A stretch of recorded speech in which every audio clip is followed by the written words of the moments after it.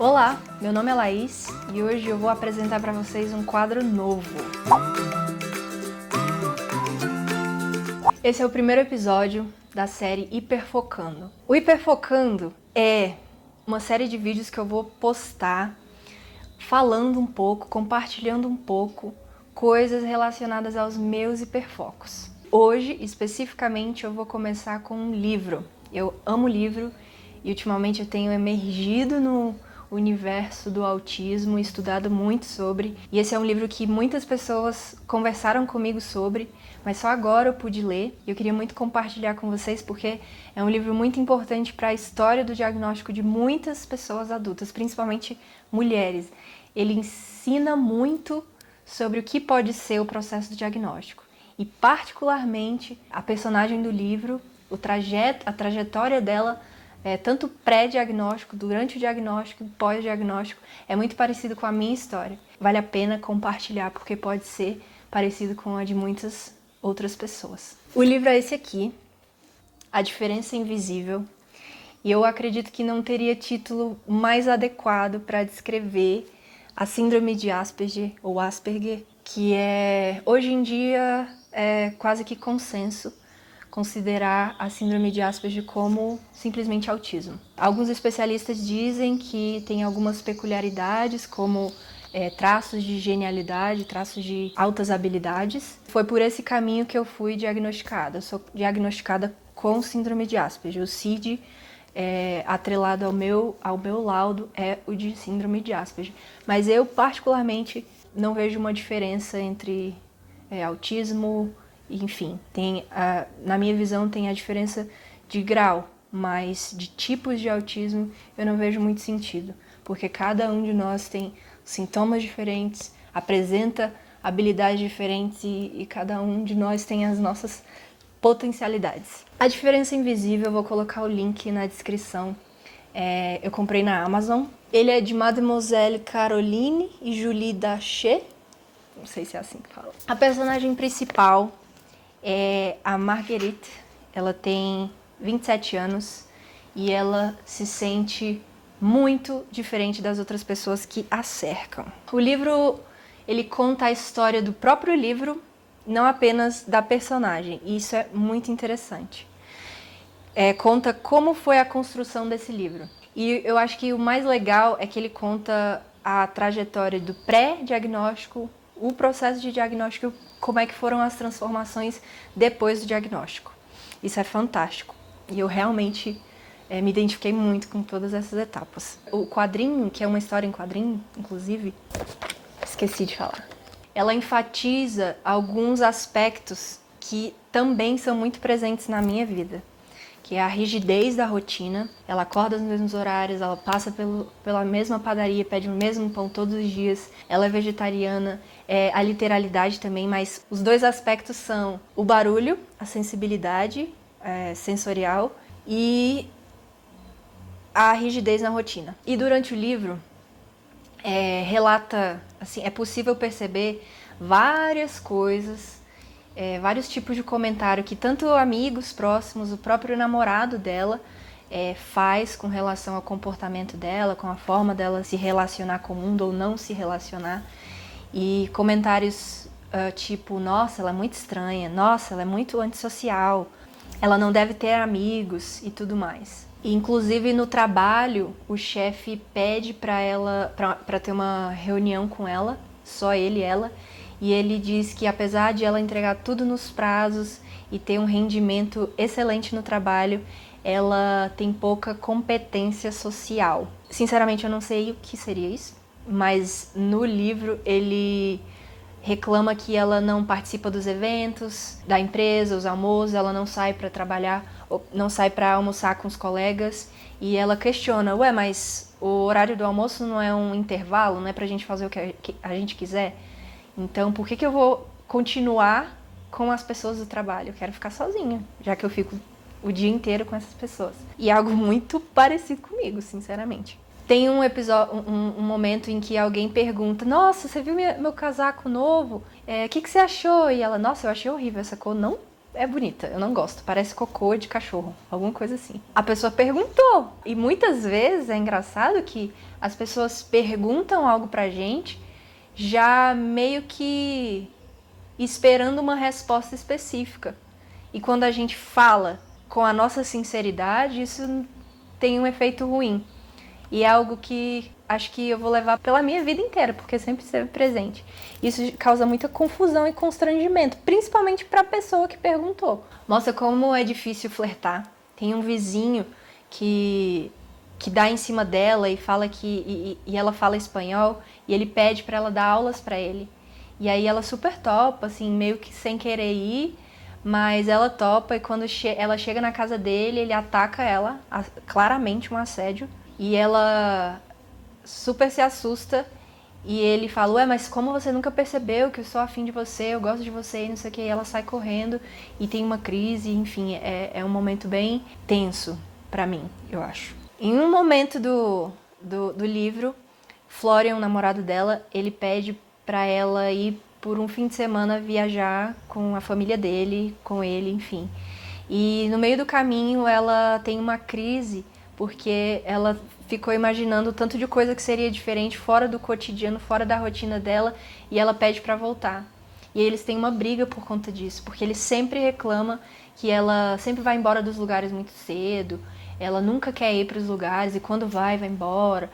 As pessoas acham ela estranha e tudo mais. E aí nesse dia ela teve uma briga e eles tiveram uma briga, ela passou a noite em claro. E aí ela foi pesquisar na internet problemas de comunicação, problemas de sociabilidade, e ela se deparou com uma página que falava sobre Asperger. E ela passou a noite lendo vários relatos de pessoas adultas que estavam se descobrindo com a síndrome e ela decide ir ao médico e levar essa curiosidade porque ela se identificou muito com o diagnóstico. Assim como no meu vídeo, como vocês podem ver no link que eu vou colocar na descrição ou aqui em algum lugar aqui em cima, ela foi no médico, no médico não, ela foi a um psicólogo lá na França, a história se passa na França. Lá na França os psicólogos têm muito mais autonomia do que aqui no Brasil. Então ela foi no psicólogo super renomado que acompanhava ela há muito tempo. E ela disse que tinha lido na internet sobre autismo. E o médico falou, não, mas você não baba, você olha nos olhos, não, você não é autista de jeito nenhum. Mas ela não desistiu. Ela decidiu ir numa livraria e comprar vários livros e estudar sobre. E ela se muniu de ainda mais informações e pesquisou por um outro profissional. Agora um psiquiatra, um psiquiatra especialista em autismo. E aí sim ela recebeu a atenção que ela merecia, que ela buscava. Ele fez uma super anamnese, perguntou coisas da vida dela inteira. Depois, no final dessa consulta, o médico falou, olha, é bem provável que sim, é bem provável que você seja, mas eu vou te encaminhar para um centro de apoio e lá eles vão fazer testes com você. E cara, os testes descritos no quadrinho são muito parecidos com o que eu fiz. Até que teve um dia que ela e Florian tiveram mais uma briga e quando ele chegou em casa ela falou, olha, a gente precisa conversar. A gente não dá certo, eu não te faço feliz, você não me faz feliz e a gente tá se prendendo, então eu acho melhor cada um seguir o seu caminho. E esse foi um marco muito importante. É claro que ela ficou arrasada por ter dado esse passo, mas foi a porta de entrada para ela iniciar uma jornada de autorrespeito e de reconstrução que é muito importante e valiosa e incrível depois que a gente recebe um laudo que diz tanto sobre a gente. É como eu sempre digo, a gente dá um salto no nosso autoconhecimento e passa a se respeitar. Por se conhecer melhor, a gente passa a conhecer mais os nossos limites, porque a gente tem hoje, graças à internet, muitas fontes de pesquisa, a gente pode ter acesso a muitas pessoas, inclusive vocês sentirem no coração de vocês, podem me mandar uma mensagem no direct do Instagram, comente aqui. Eu gosto muito de estar sempre em contato com as pessoas que me mandam mensagem. Depois que ela recebeu o diagnóstico dela, ela foi aconselhada a participar de um grupo de apoio com outras pessoas, outros adultos que estão no espectro. E ela fez novos amigos, ela passou a se incomodar menos com o mundo e a desenvolver um novo olhar sobre as coisas, sobre si mesma principalmente. Ela voltou a estudar, se demitiu, porque depois que ela, lá na França, o autismo também é uma deficiência, ela conseguiu, parece, tirar uma carteirinha de deficiente, alguma coisa assim, e ela levou pro chefe dela e falou, olha, eu queria que o ambiente fosse mais acolhedor para mim.